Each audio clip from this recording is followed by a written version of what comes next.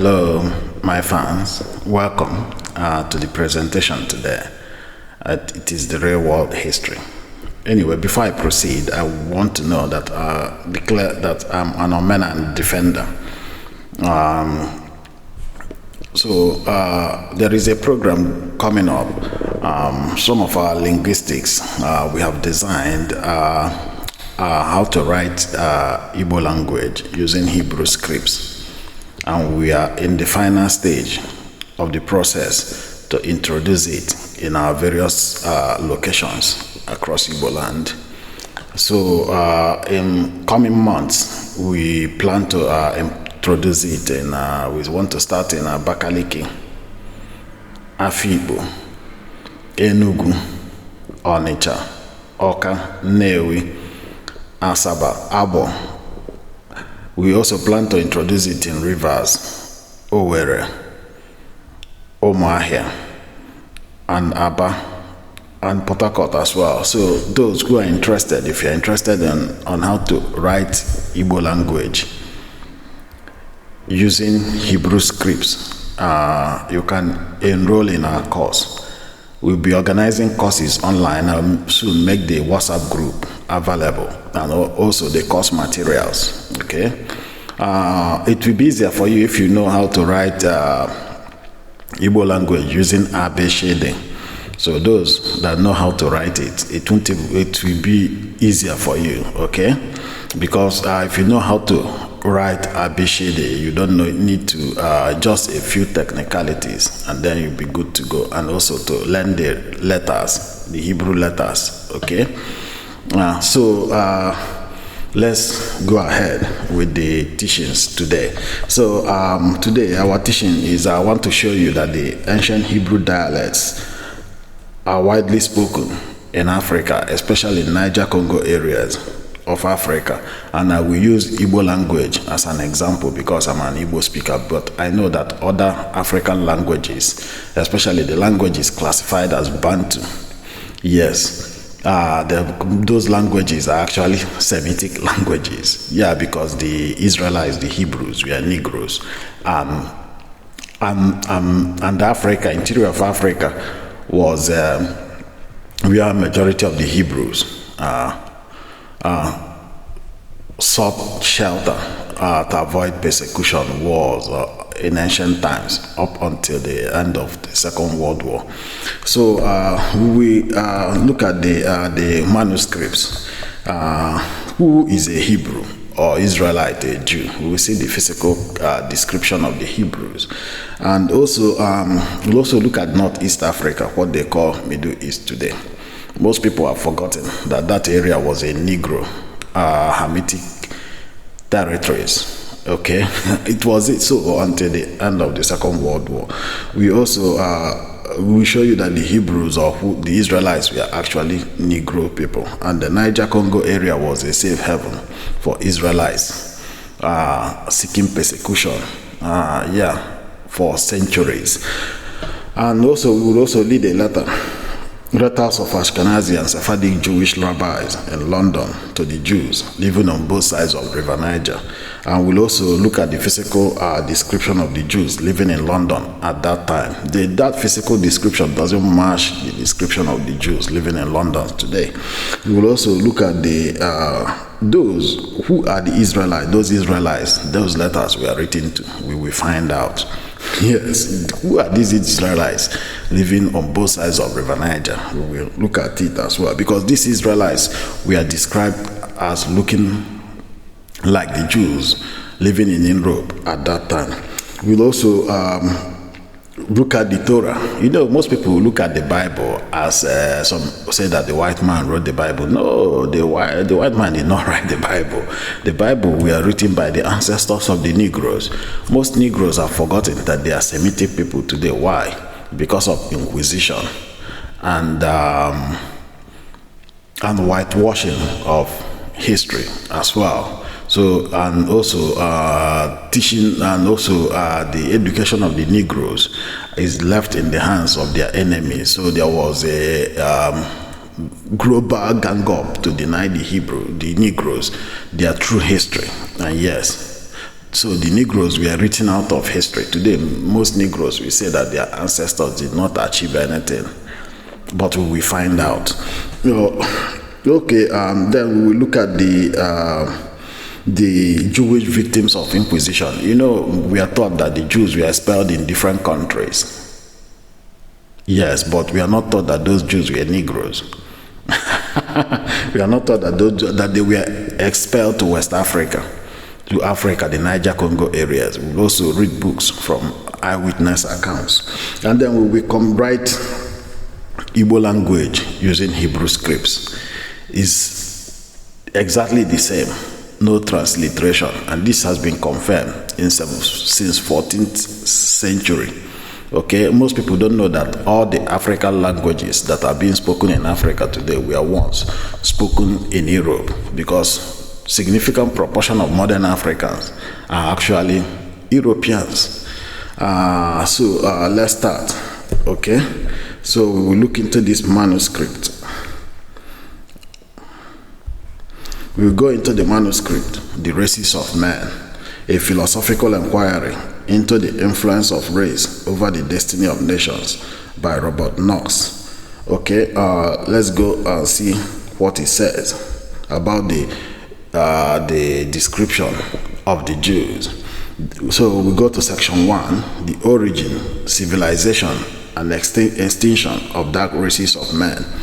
In the history of the Jewish, the Coptic, and the Gypsy races, the great question of the extinction of the race has been considered, but is lie, because some of the Copts are what we call the people of Bogu today.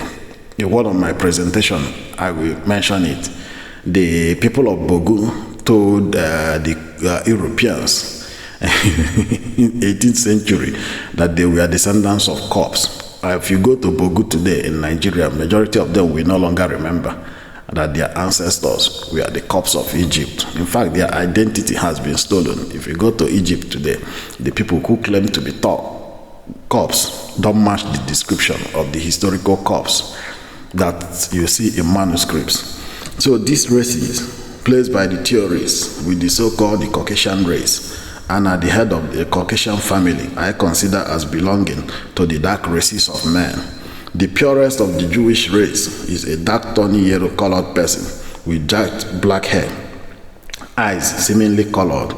There is no mistaking the race when pure.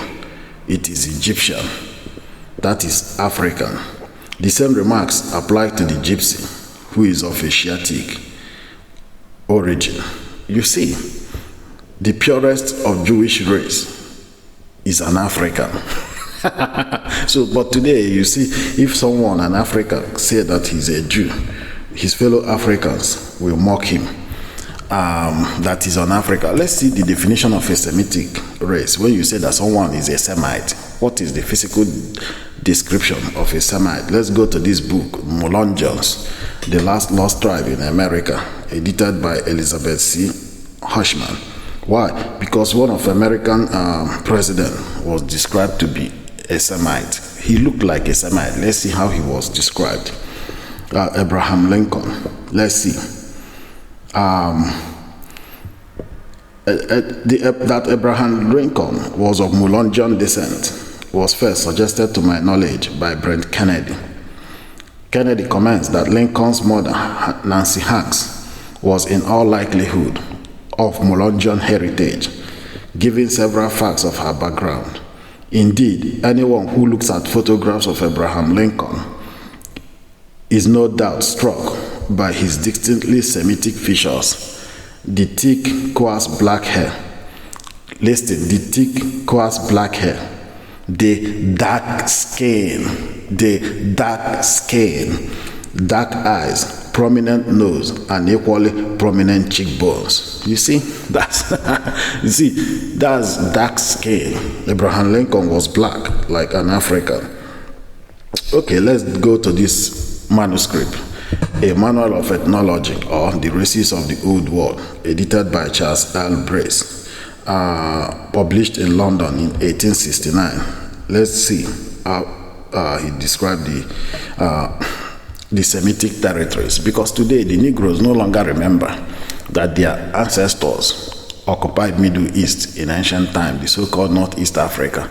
So when a Negro opens the Bible to read, because of the modern population in the Middle East now, they no longer see themselves in that history. And that's why most Negroes have forgotten that all the histories, wars written, and the great things written in the Torah were actually written by their ancestors, who they lost the knowledge, they lost the writing scripts because of Inquisition, because the Inquisition hunted the Jews, the Hebrews, the Israelites across the world, including in Africa, okay, and have them scattered all over the world among nations. And this started during biblical times by the Romans, the Babylonians, the Assyrians.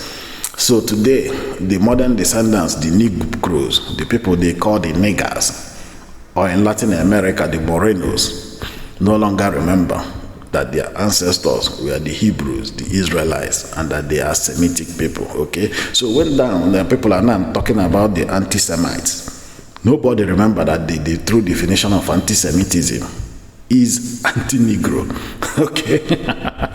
Let's see, the proper Semitic territory in antiquity was Syria. Yes, the Syria, it was your territory. Phoenicia, Palestine, Mesopotamia, Chaldea, Assyria, Susinia, and immense desert of Arabia.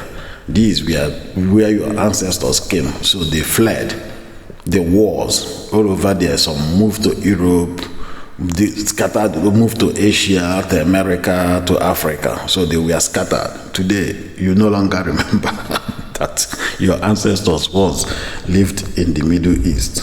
Okay? With these various branches, the Semitic family subsequently penetrated to Cyprus, Cilicia, Pisidia, Lycia, and to Carthage, Spain, Sicily, and Western Africa. Yes, people no longer remember that in West Africa that the Semites went there, that the ancestors came from the Middle East and Asia Minor. So, and they are still there. The descendants of these Hebrews and Israelites are still there. Yes, they are still there. They claim to be Africans, but they don't know that the Negroes are Asiatics. Yeah. So let's see how Professor Rorin described the Semites. He said that the Professor Rorinson has taught described Semitic type on the Assyrian monuments. The forehead straight but not high.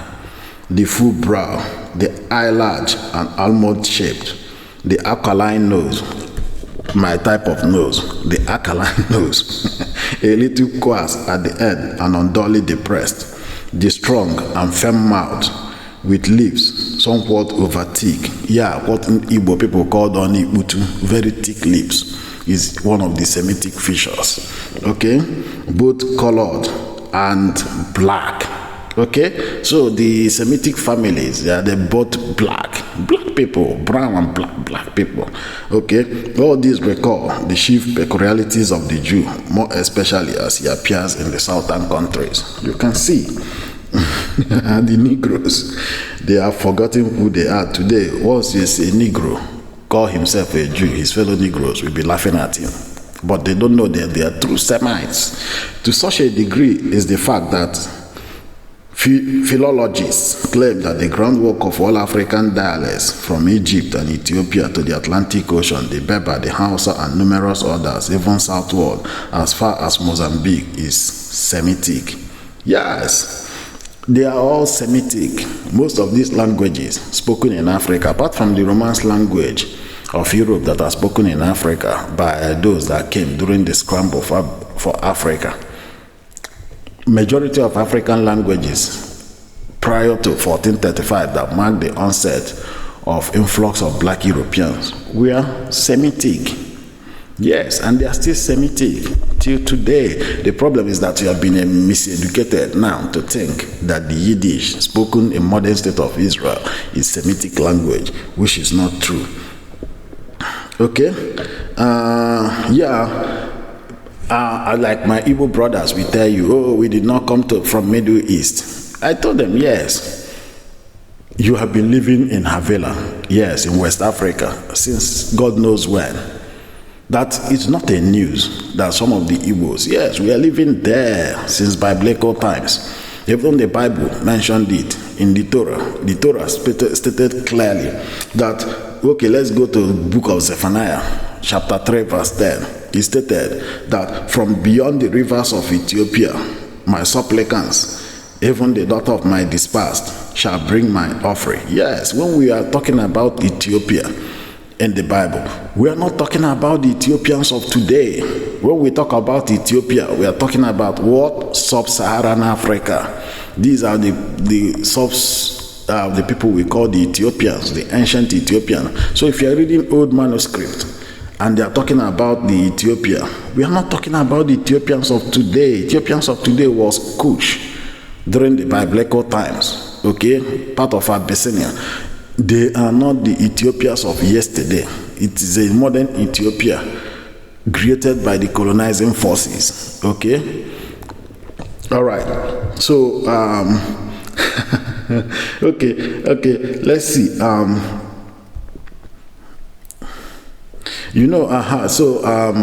Before the colonization of Africa, the British expedition, okay, some of the Sephardic Jewish rabbi wrote a letter to the Jews living in River Niger, across the River Niger. Yes, because they knew from the Torah and other sources, even by Idrisi, that their kinsmen, we are living there. Yes, we will read the letters.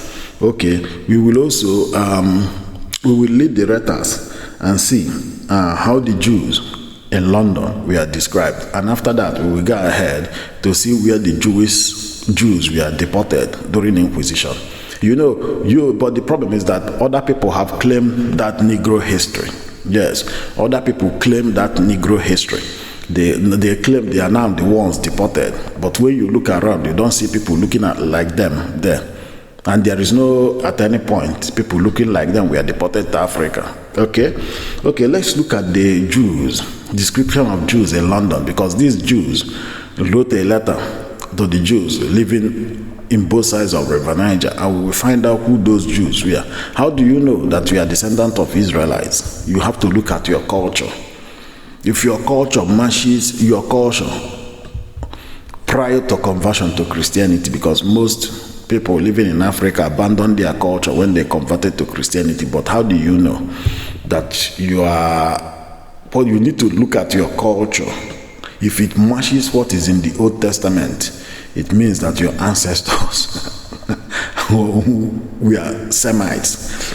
Okay, let's read this book, the Shakespeare and the Jews 20th anniversary edition, with a new preface by the author James Shapiro. Let's see how the Jews in Europe and London were described, because the Jews wrote a letter to the Jews living on both sides of River Niger. So let's see. When William Brereton noted his impressions of the Jews in the synagogue of Amsterdam in 1635, he observed that the Jewish men are most black. He observed in synagogue in Amsterdam in 1635 that the Jewish men are most black. Okay, let's see again. The Scottish minister Robert Cook, when he paid a visit to a synagogue in London in 1690. This synagogue is Bevis Man's Synagogue in London in 1690. Bevis Man's Synagogue in London in 1690. He observed more than 200 Jews worshipping and noted that they were all very black men. He noted in Bevis Man's Synagogue in 1690, he noted that over more than 200 Jews worshipping, and that they were what? All black men. So these Jews also wrote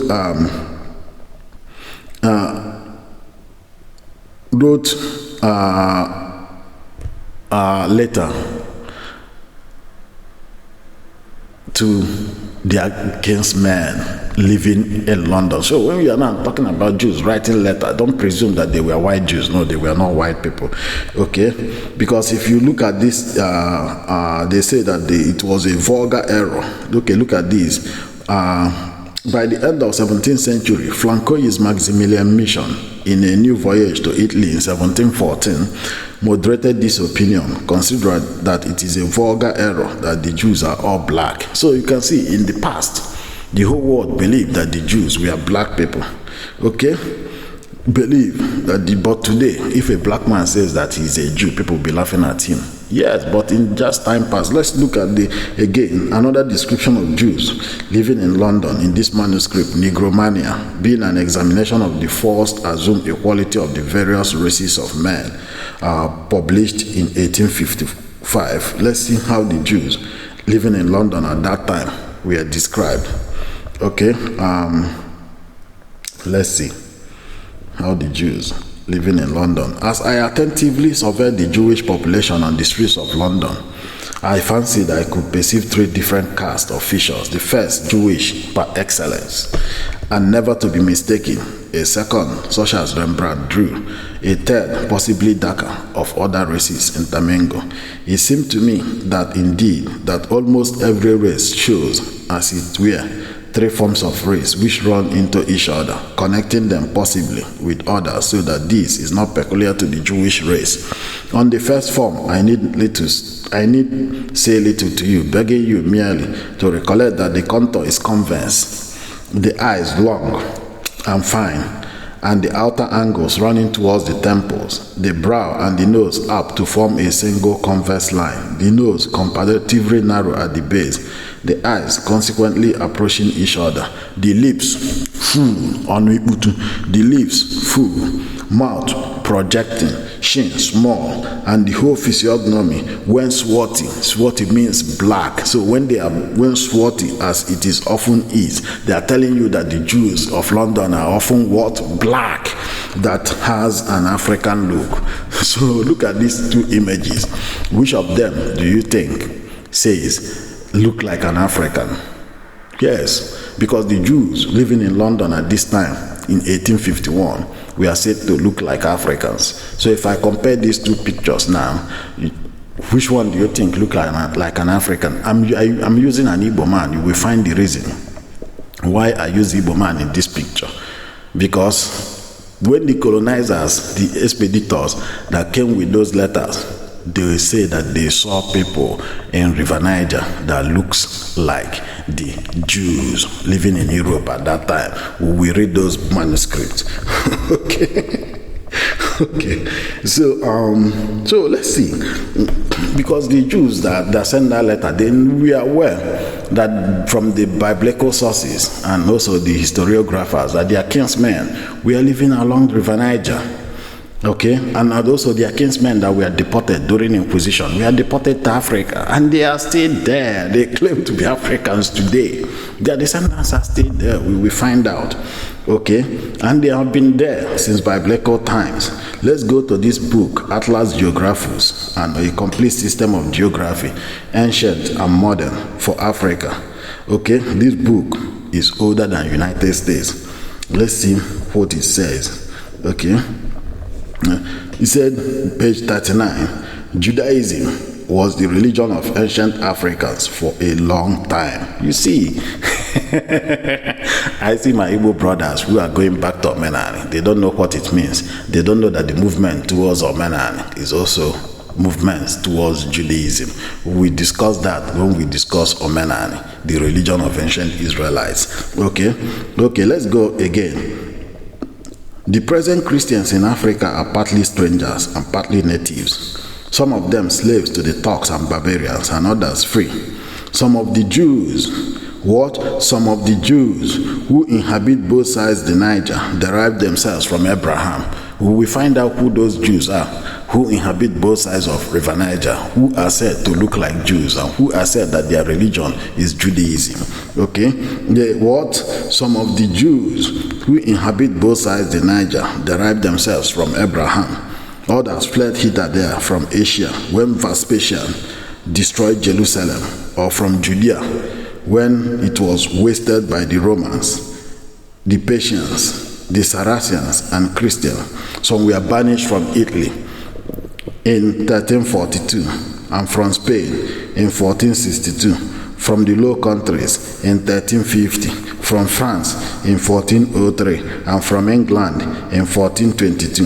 These are all different in habits and are divided into several wealthy and numerous tribes, but has no dominion and are despised of all nations. So we find out who these people are. Let's go to this manuscript again. Africa being an accurate description of the regions of the Egypt, the Barbary, the Libya. Okay, let's go to this page 34. Okay, many Jews are scattered over this region in Africa. So the Jews are scattered all over here.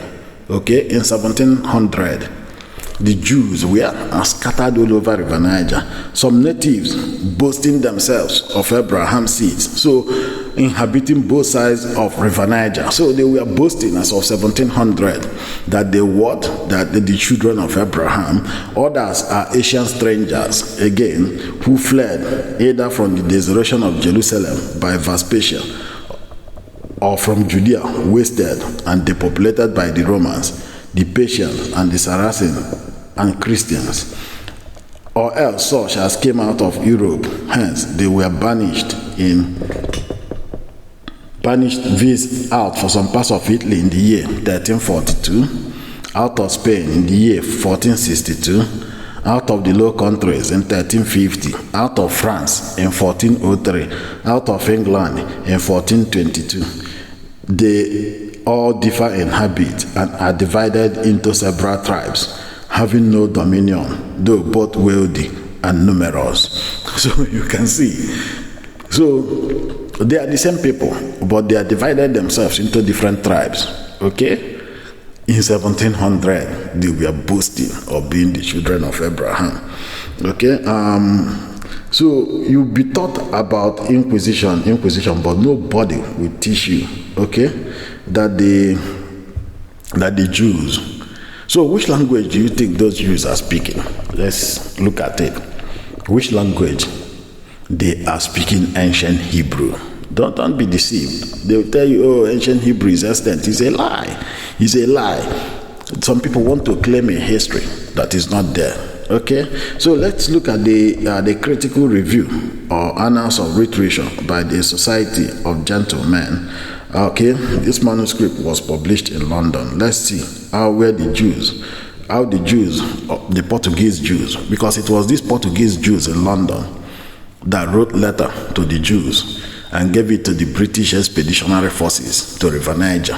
We will see how the Portuguese Jews, one of these things I told you, that the Portuguese Jews were black, yes. So let's see. Prince Henry's colonies were enlarged by his successors, King John II, which had been discovered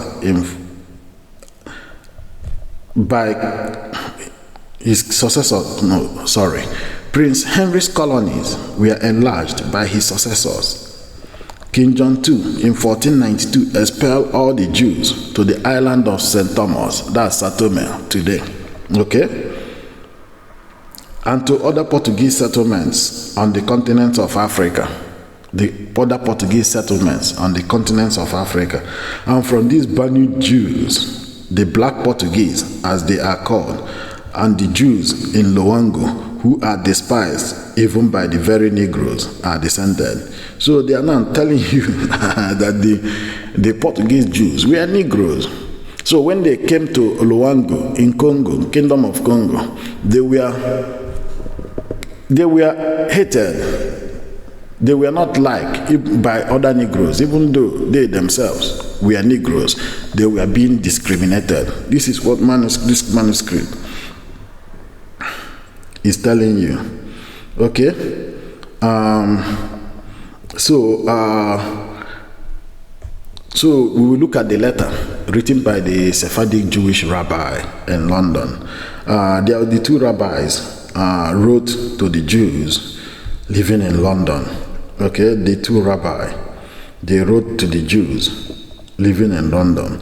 One of them is Reverend Solomon Heschel. Although they whitewashed him, he was actually a Portuguese Jew. He was a black man. And the other one, we have Meldora. We will see look at the manuscript shortly and see. So they were given this letter.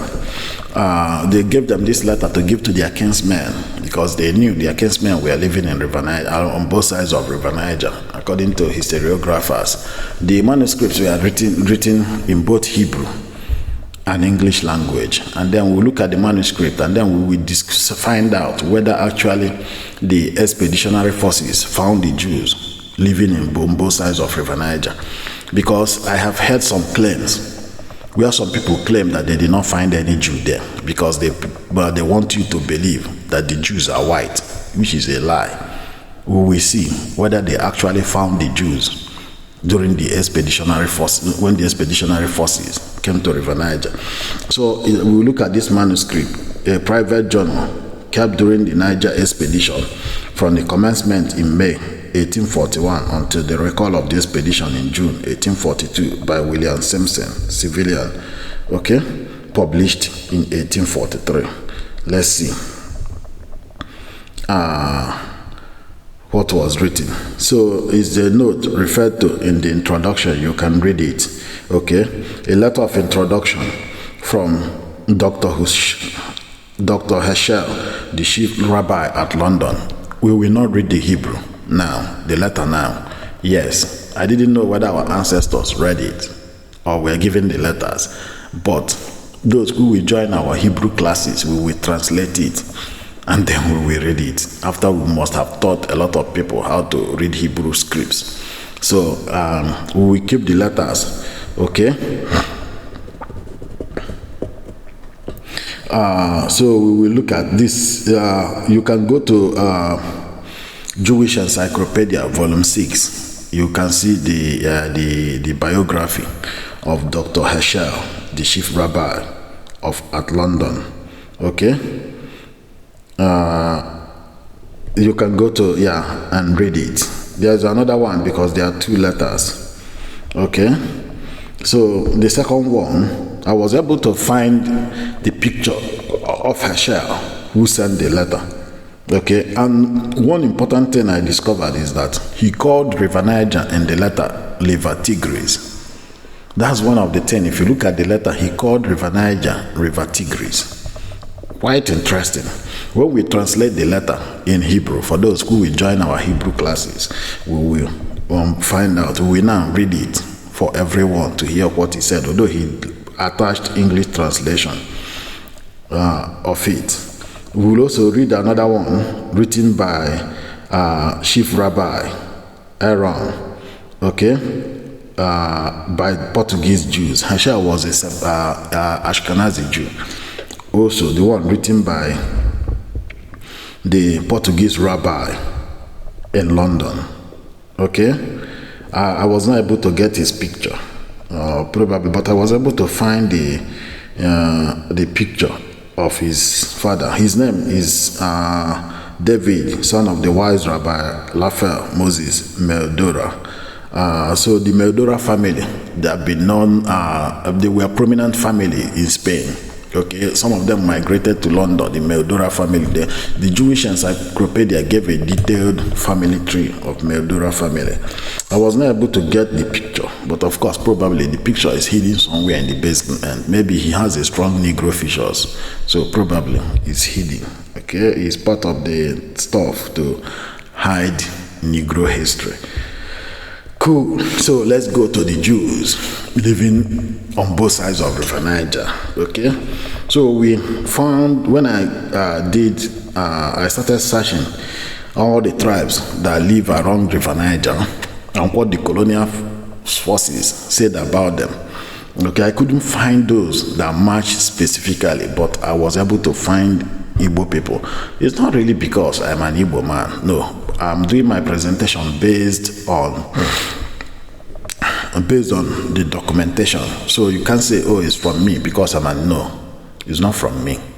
we'll be reading what they said. If you look at the Igbos, from what they documented, the Igbos settlements spread across both sides of River Niger. 1, 2, they are divided into different tribes. Yes, Igbo is a nation with different tribes. Yes, with the different tribes within it. So, which means they match the description of the people they are saying. Because for you to say that you are able to find the Jews, that those that were given letters, so they were looking at two things. One, they are looking at the culture of those people. Are these people keeping the Torah? Yes, we find out. When they came, they discovered that Igbos were keeping the Torah. They documented it too. Do these people look like the Jews? You need to find out. Because if you are the one that was sent on the errand, these are the two criteria. And the language. So for you to be able to say, oh, I was given letter by a Jew in London.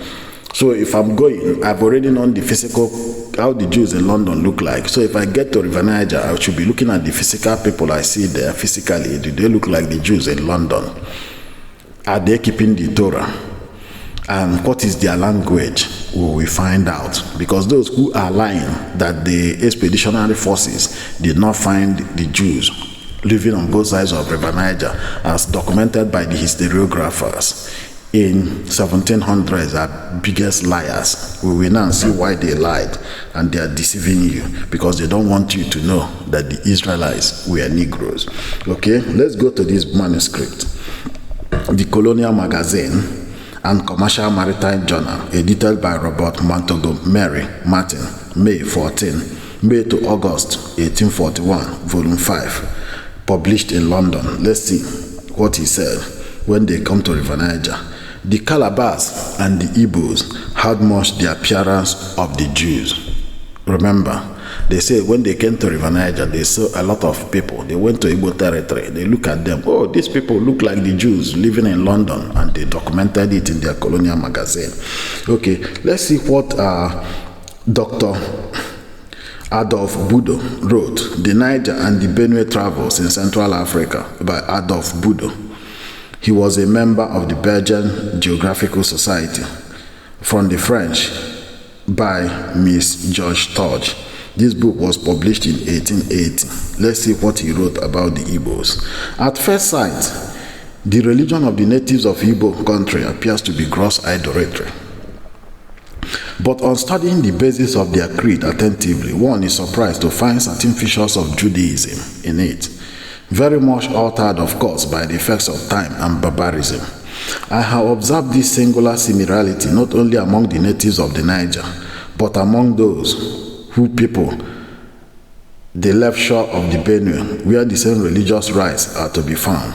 This inclines me to suppose that in ancient times, some parties of Israelites must have emigrated to these regions and have, in course of time, become barbarized so as to be neither morally nor physically recognizable. Okay? So because they came, what they were encountering? They were encountering the Israelites, the Semitic people. These things are very well documented. Let's go to another manuscript. Again, this manuscript was published by G.T. Basden, The Niger Igbos, a description of the primitive life, customs, and animalistic beliefs of the Igbo people of Nigeria by one who, for 35 years, enjoyed the privilege of their intimate confidence and friendship. Let's see what J.T. Basden wrote about the religion of the Igbos.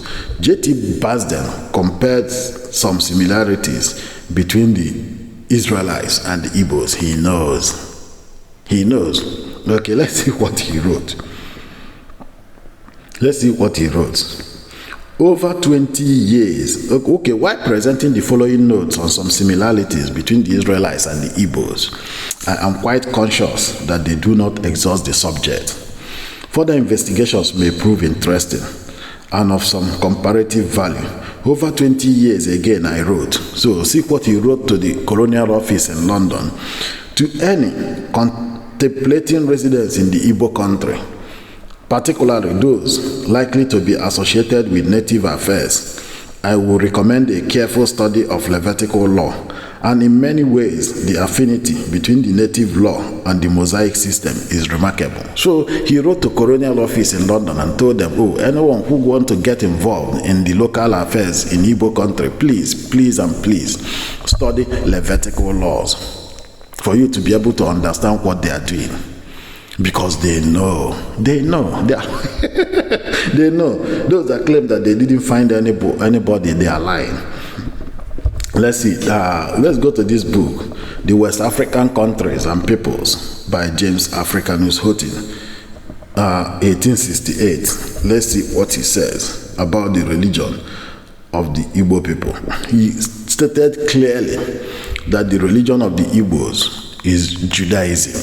Yes, it's Judaism. He didn't even mince words in saying it. He stated it clearly that the religion, because he has studied it and found it. Okay, let's say what he said about the language, the Igbo language.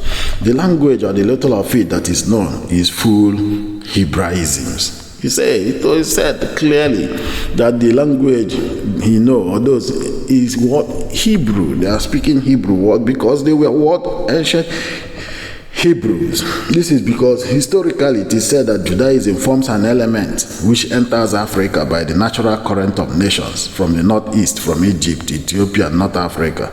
Okay? So, the Jews have been there. The problem is that there is now a shift in what Israelites looks like after Second World War. They started what? Whitewashing history. Okay, let's go in the go to the study of to compare the Igbo language and the Hebrew scripts. Okay, when you study Hebrew scripts, actually, as a Niger-Congo speaker, those who speak Niger-Congo languages, you discover that you learn it faster and can read Hebrew scripts without transliterations. Yes, but for you to be able to do that, you need to learn how to write Igbo language correctly using Abeshedi Igbo. Okay, and so we look at this book, Comprehensive Igbo Language, a Contemporary Guide for Beginners and Intermediate Learners by Elisha O. Ogbonna. So for Igbo speakers who are interested, okay, in learning how to write Igbo language using Hebrew scripts, okay, I will advise you to get this book and read before you come to enroll in our courses. Okay, as we start rolling out the courses, we first of all want to train the trainers. Okay, we want to train people who will then go about to train others as we and see how we can introduce it widely. At least if we use community, introduce it to our children in the communities. Even if we are doing Saturday courses for them in our community town halls or community secondary school during the weekends, and then we see how we can popularize it, and then you can now know how to write Igbo language using Hebrew scripts. Okay, so for you to be able, you must know how to write Igbo letters and what the vowels are, and the long vowel, the short vowels. Okay, the A, B, C, D, F, E, G, G, H, G, H, A, J, K, B, W, L, M, N, N, N, O, O, P, R, S, Sh, T, U, O, V, W, Z. So you need to know how to read it. Okay, and our vowel as well, because you will need it. The vowel, the high tone, the mid tone, and the low tone, because these are the things you know, the alphabets and the vowel. It will be easier for you to learn, be able to enroll in our courses. So the